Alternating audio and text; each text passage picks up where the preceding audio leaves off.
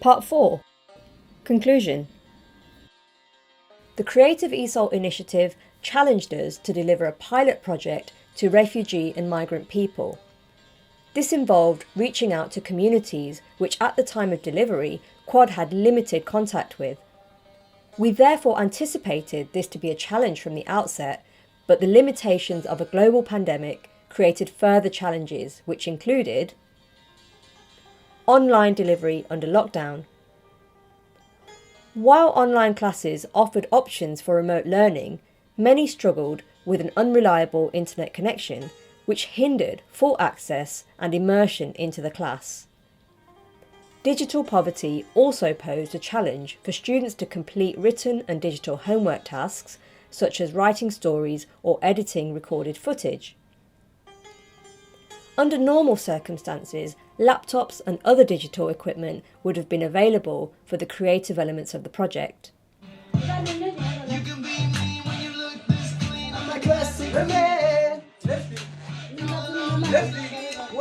Lack of access to equipment did, however, encourage learners to express a level of agency and autonomy which may otherwise have been restricted under traditional formal learning processes and environments. An informal approach to storytelling was encouraged, with students being given minimal guidance on themes and stylistic approaches.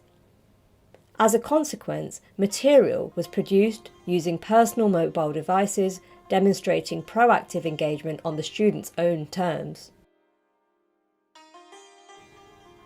With work being produced in personal time, what resulted was a diverse and autonomous range of material.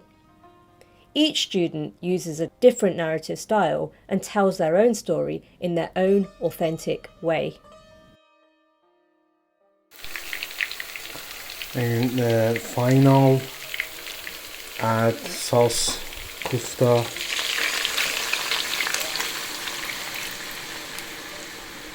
Make sauce with kufta. Make with sauce. These stories demonstrate each student's unique engagement with the project and their personal interpretations of the brief.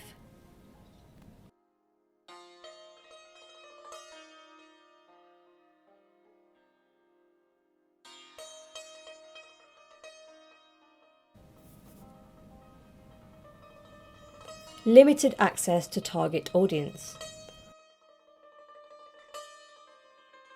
While Quad has previously worked with refugee and migrant communities, we struggled to meet our target numbers, with COVID-19 restrictions magnifying more recent existing dearth in numbers of refugee and migrant visitors.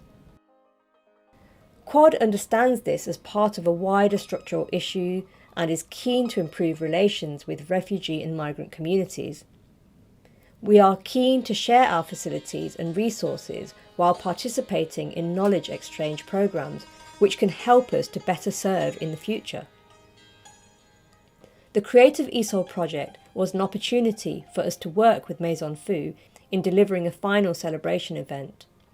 Unfortunately though, contact with Maison Fu was established as the project was beginning to reach its final stages. Future work with refugee and migrant communities will include early strategic planning and partnerships with relevant partners so that more sustainable processes can take place. Such processes are likely to involve using methodologies commonly found in community development, or ABCD, asset-based community development. ABCD moves away from needs-based community development, which emphasises local deficits and looks to outside agencies for resources. A more nuanced explanation of how this might work is beyond the scope of this evaluation. In contrast, however, asset-based community development focuses on honing and leveraging existing strengths and potentials within the community. Such approaches are more sustainable while helping us to work towards strategic goals of collaborating with local, regional and national partners. This involves engaging with displaced communities and supporting organisations to help tell stories of migrant journeys. Not just new migrants, but longer term residents of Derby who may well be facing several barriers to access.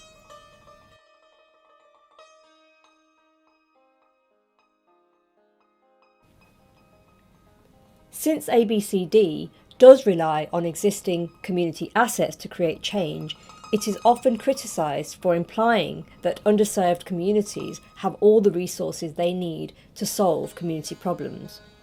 While using this model, it is important for us to understand that systemic injustice may require underserved communities to seek outside assistance, support and resources, and any intervention that we make is most effective if the community's assets are leveraged at full capacity. This means that any intervention that we make must build capacity by expanding social capital for our community partners and individual collaborators. Failure to do so risks a top-down intervention through which deficits are emphasised and collaborators are treated as consumers of services who mostly observe as issues are being addressed.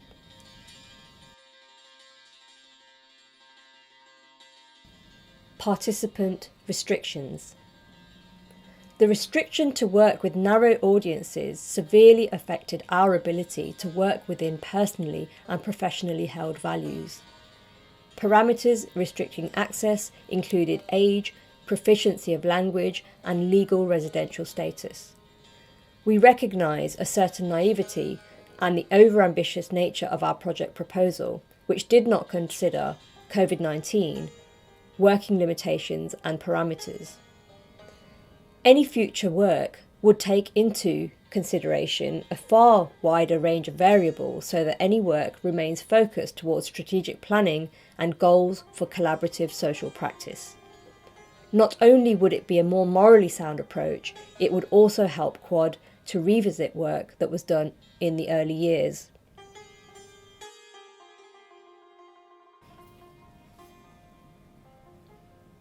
Delivery time. A limited time frame of 6 months disabled us from measuring the true impact of our work. Sarah Selwood, 2002, explains that the remit of individual projects and their subsequent evaluations are fairly limited. The manifestations by which the success of projects might be judged, such as increased self-esteem, employment, social inclusion, do not enable us to measure projects' effectiveness against their proposed outcomes. She advocates for long-term as opposed to immediate impacts to be examined.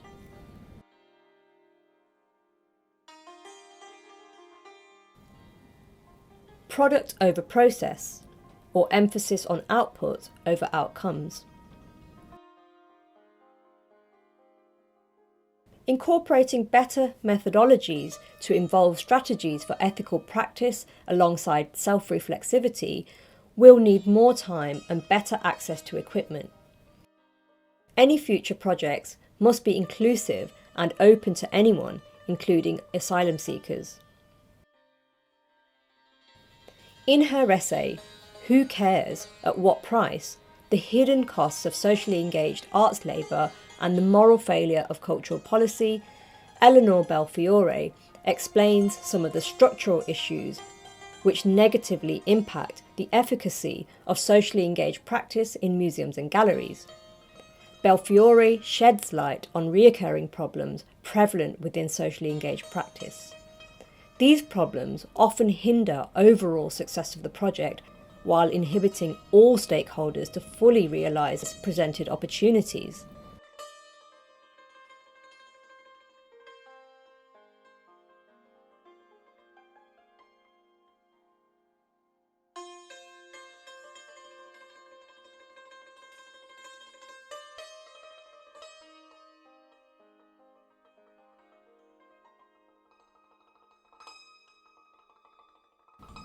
The Creative ESOL project echoed some of the key points in Belfiore's essay. We therefore consider her research as we reflect upon our own processes and challenges. Belfiore's key points include the negative impact of short-term projects, the lack of sustainable and/or longer-term support for learners, and the burden of care placed on creative practitioners. The limited time frame and short-term nature of the funding and overall emphasis on product over process and outputs over outcomes negatively impacted our ability to fully sustain and support our community towards asset-based community development.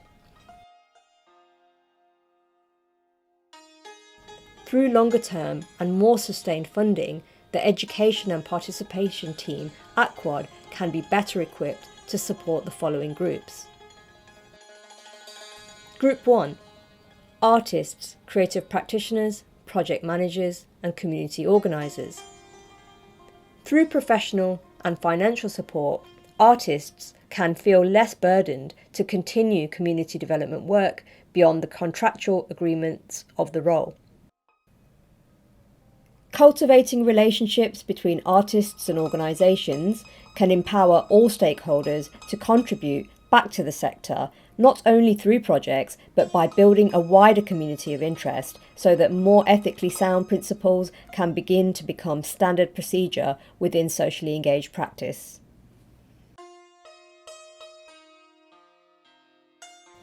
Recognising gaps in practitioner training can help both artists and organisations to cultivate better practice.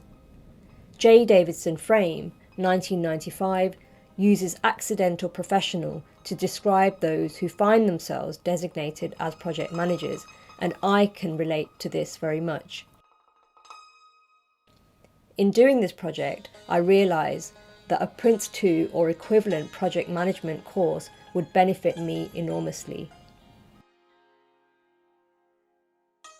The moral imperative for many socially engaged practitioners, as highlighted by Eleanor Belfiore 2021, often means that artist practitioners take on an additional duty of care for learners beyond the project, as I personally did. Lack of support for artists beyond the scope of short-term commissioned projects is highlighted by Belfiore as a systemic problem. WhatsApp communication quickly provided a level of trust that is required when working with marginalised or vulnerable groups. However, communication was often extended into evenings, nights and weekends. While the excessive use of WhatsApp as an informal method of communication did not pose a personal issue for me at the time, this is an important point for consideration in the wider application of socially engaged practice, since some employees may be uncomfortable with this terrain.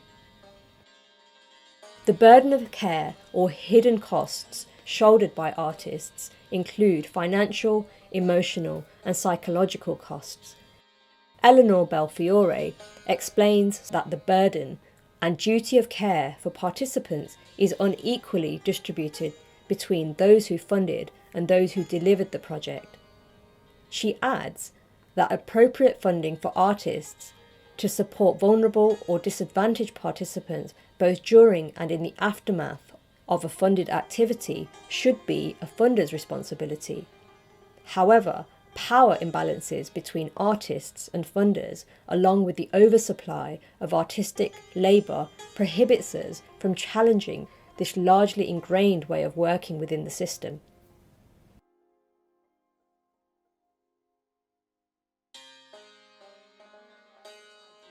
For the more difficult times, but I think as a freelancer particularly, I never really stop looking for work. So even when I have a project that I'm doing, there's always something in the back of my mind that's telling me that I need to look out for new opportunities. There's always a funding application to do on my list.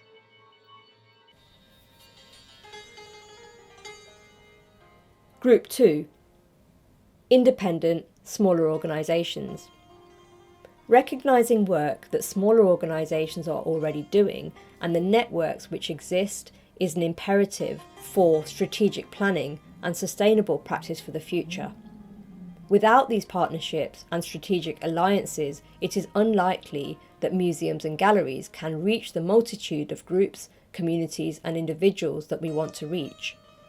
By sharing our resources with smaller organisations, we can build stronger values together and reach more people while providing better access to facilities, human resources and state-of-the-art technologies. Group 3. Participant learners. Not only can museums and galleries support artists and organisational stakeholders, they can also better support community learners, participants, advocates and other members. The application of sustainable community development methodologies such as ABCD, as developed by John L. McKnight and John P. Kretzmann, is integral to this support so that a horizontal approach can be applied. We advocate for a shift away from needs-based community development, which emphasises deficits and relies on external support. Instead, incorporating methodologies which support existing assets and resources to consequently empower and encourage the use of what is already possessed. An example of our effort to do this can be seen with our live screening events of Iranian kofte cooking and santoor performance with Mohammad Behjat. A beautiful friendship was developed between myself as project manager and Mohammad, as well as both of our families, during a private cooking session during which his son, translated as Mohammad, taught me to cook kofte as a trial run for the live event. It was during these planning meetings and informal conversations leading up to the live event that I learned of Mohammad's creative ambition to teach cookery and perform santoor. His outgoing and friendly nature made complete sense when he shared personal details, and I learned about his previous life in Iran as a tour guide. The short-term delivery of the Creative ESOL project negatively affected my own ability to recognise the existing individual assets of our refugee learners and beyond. Quad's organisational role was also impacted as we were unable to meet our strategic aims of fully serving refugee and migrant communities. Our desire to work towards asset-based community development was overshadowed by a pressure to meet measurable objectives.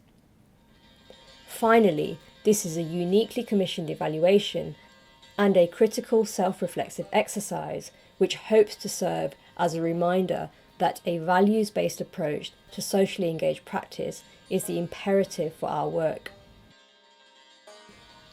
In doing so, our endeavour to work collaboratively through strategic interventions, we envisage our communities to be further empowered to produce the kind of culture that we can all enjoy.